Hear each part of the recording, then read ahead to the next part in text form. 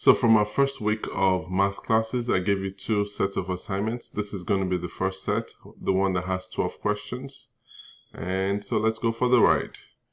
So it says 2 less than the quotient of 3 and a number n. 2 less than, so I just know I'm going to subtract 2.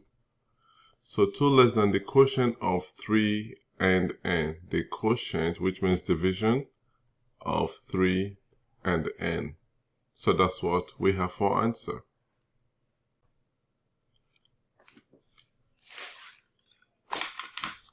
How much greater than n minus 11 is n plus 3? So when I'm confronted with a question like this, I like to use numbers that I'm familiar with. So if I have numbers 3 and 9, for example, and I'm told to find out how much greater is 9 than 3. So I just go 9 minus 3. So now our question is how much greater than n minus 11 is n plus 3?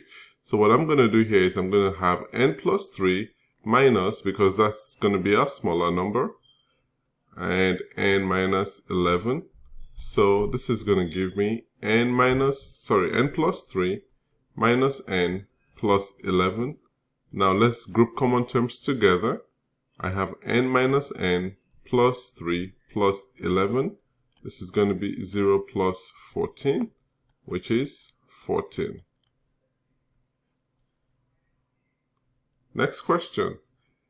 Johnny received M text messages on Friday. So Friday, I have M. 3 less than twice as many text messages on Saturday. So Saturday, we have 3 less than twice that many messages. So 3 less than twice as many text messages on Saturday than on Friday, and 5 more text messages on Sunday than on Saturday. So we have 5 more, which is 5 more. Try to take it easy. So we have 5 more text messages on Sunday than on Saturday.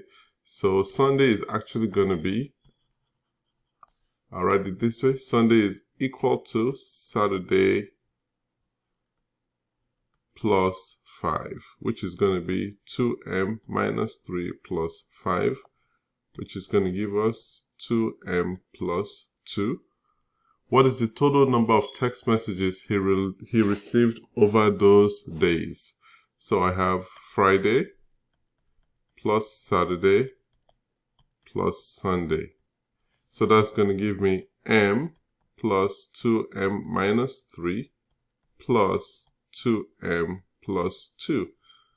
Let's group common terms together. I have m plus 2m plus 2m minus 3 plus 2. So this is going to give me 5m minus 1. Number 4. What number is halfway between negative 5 over 6 and 1 over 3? So here's what we're going to do with that. We have negative 5 over 6 plus 1 over 3 divided by 2. That's what we're trying to get to.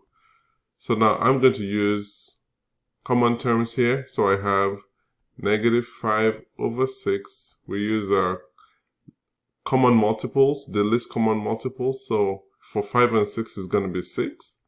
So negative 5 over 6 plus 2 over 6 divided by 2. And we're going to have negative 3 over 6 divided by 2, which is going to be negative 1/2 divided by 2. So when you have a fraction divided by a whole number, what you want to do is, my approach is this. I have negative 1/2 divided by 2, which is the same as negative 1/2 divided by 2 over 1. And then I apply the method, which is change it to multiplication, and then you flip the other fraction on the right hand side, which is negative 1 over 4.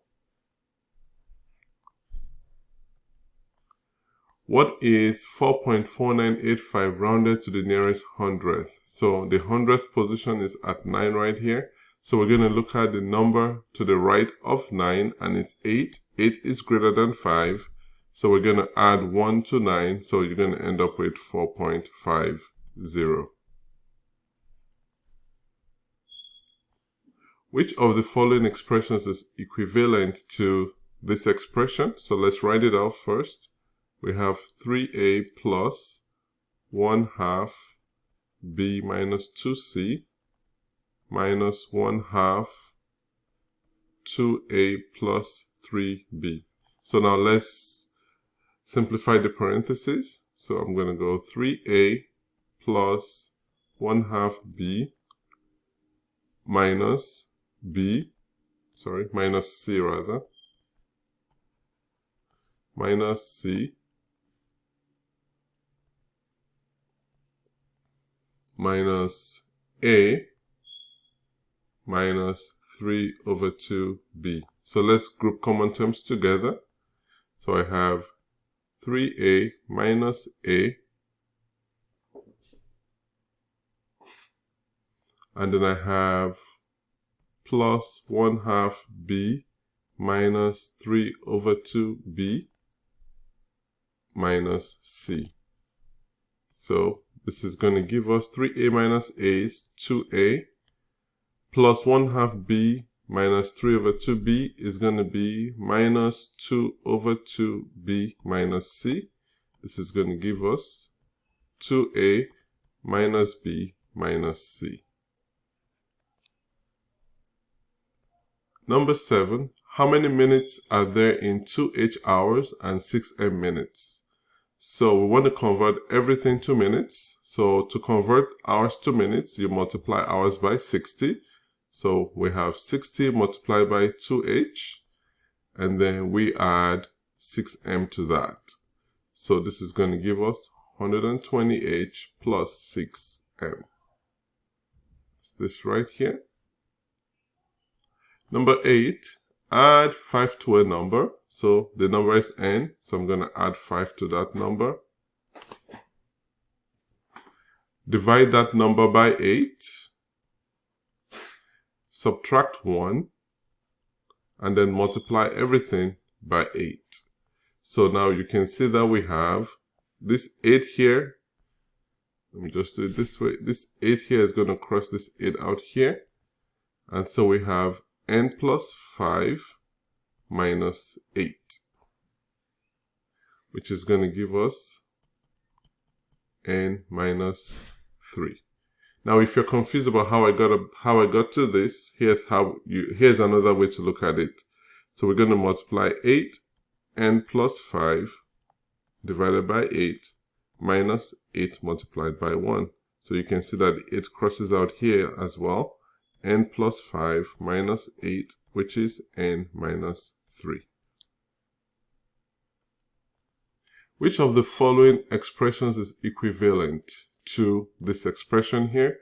So I'm going to write it out first. 2y minus x minus 2y minus 2z minus 4x plus z. So we have 2y minus x minus 2y plus 4z minus 4x minus 4z. So I'm going to group common terms together. So I have 2y minus 2y minus x minus 4x plus 4z minus 4z. This is equal to this, equal to this. So this is going to cross out. This is going to cross out. And then you have x minus 4x, which is going to give us minus 5x. That's our answer here. If x equal to 10, what is the value of x over 2, x over 20, x over 200? So here's what we're going to do here. X over 2, so that's 10 over 2 plus 10 over 20 plus 10 over 200. So now you have two choices here. You can work as a fraction, or you can convert it to a decimal if you want to. So this is going to give me 5 plus 0.5 plus 0.05. So we have 5, because we have two decimals, I'm going to make it 00 here, plus 0.50, 0.05. So I have 5, 5, 5. So we have 5.55 as an answer. I like this better because of the grid on the SAT. When you look at the grid on the SAT, and when we get to more problems, you'll see the grid is not that wide.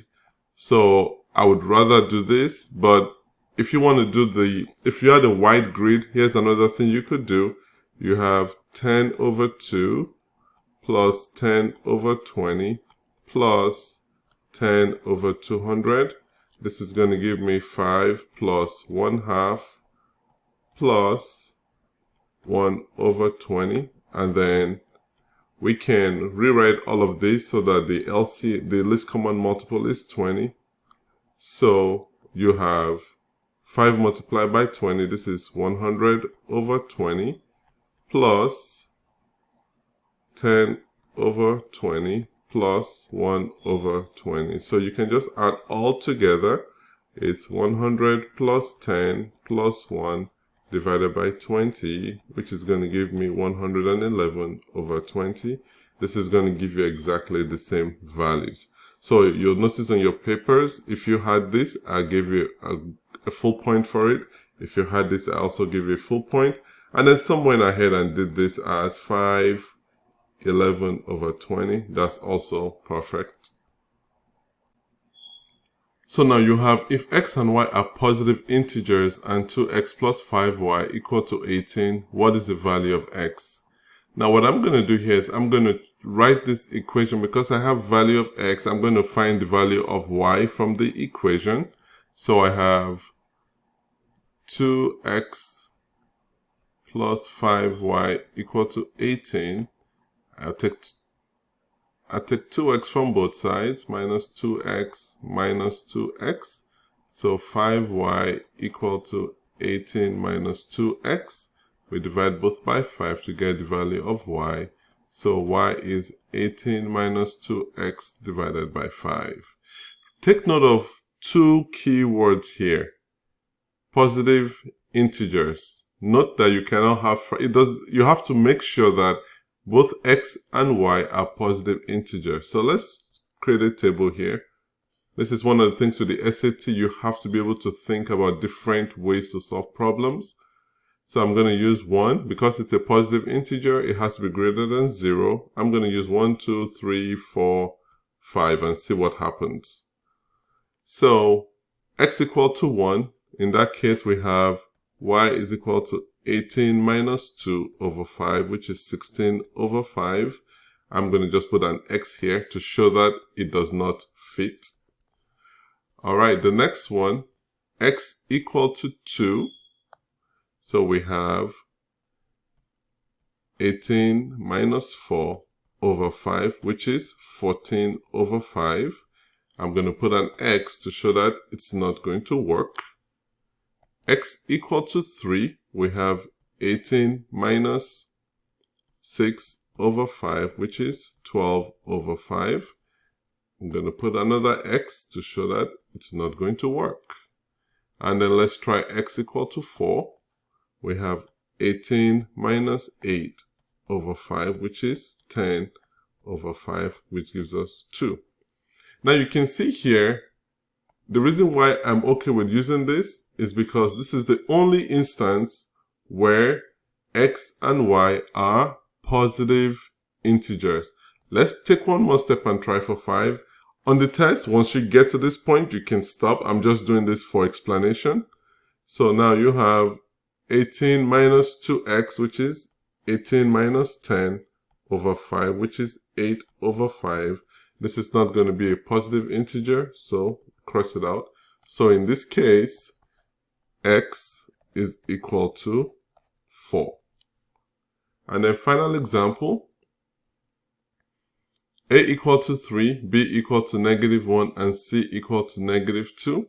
So let's go ahead and substitute 7 minus A 3 minus 12 divided by 2 minus -1, and then we're dividing that by C's -2 plus 3. So this is going to give us 7 minus 3 minus 12 divided by 2 plus 1 here, which is 3 divided by 1. So here's a pitfall for a lot of students. Whenever you have order of operations, so whenever you have all these operations in the same equation or in the same question, please remember PEMDAS. It's always going to be required.